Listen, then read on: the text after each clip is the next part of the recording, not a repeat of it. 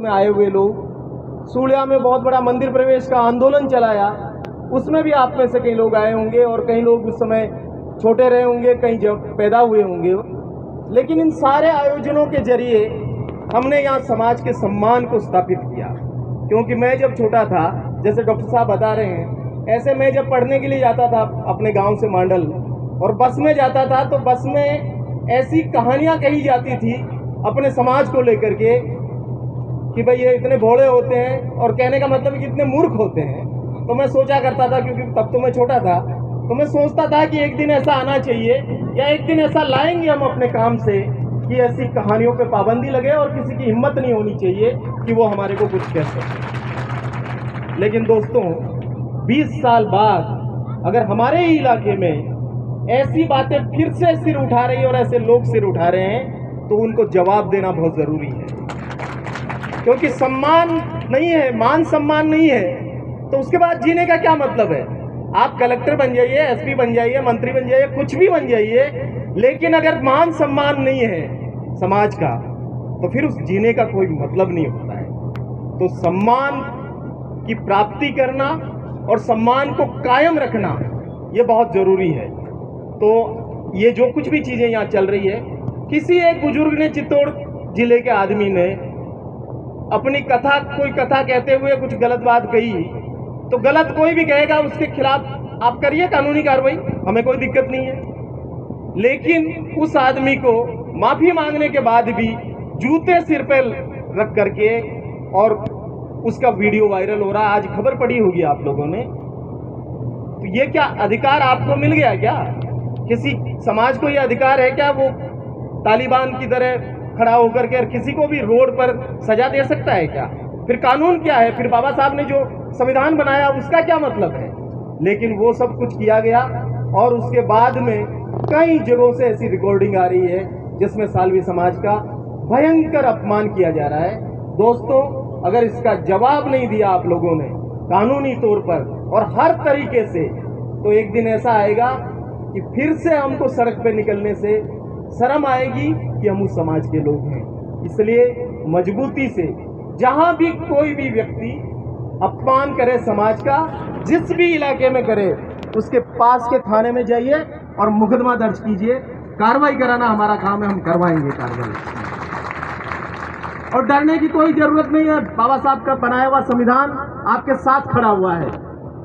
जो SC/ST का atrocity act है, वो एक्ट ये कहता है कि अत्याचार करने वाले व्यक्ति के हथियारों के लाइसेंस रद्द किए जाएंगे, और जिन पर अत्याचार होता है पीड़ित लोगों को हथियारों के लाइसेंस दिए जाएंगे।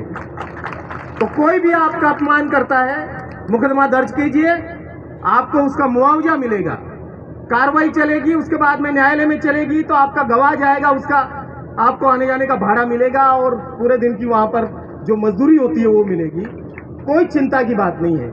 लेकिन अपमान सहन करके जिंदा मत रहिए, और जो लोग अपमानित करते हैं उनके बारे में निर्णय लीजिए कि इनके घर का पानी नहीं पिएंगे हम जीवन में, कभी भी चाय नहीं पिएंगे, ये जीवने बुलाए तो जीवने नहीं जाएंगे कभी भी। इनका कोई अन्न अपने शरीर में नहीं जाना चाहिए। जो लोग अपमानित करते हैं, जो आपको प्यार करते हैं, जो सम्मान देते हैं, उन समाजों के साथ रहिए, और जो अपमान करते हैं उनको पूरी तरीके से बाइकाट कर दीजिए। चुनाव में वोट मत दीजिए इन लोगों को, क्योंकि बाबा साहब का संविधान वोट का अधिकार देता है। ये डॉक्टर साहब ने अभी कहा कि वोट का अधिकार नहीं हो, कौन पूछता है अपने को? यहां जो दोनों राजनीतिक दल आए, वो क्यों आए?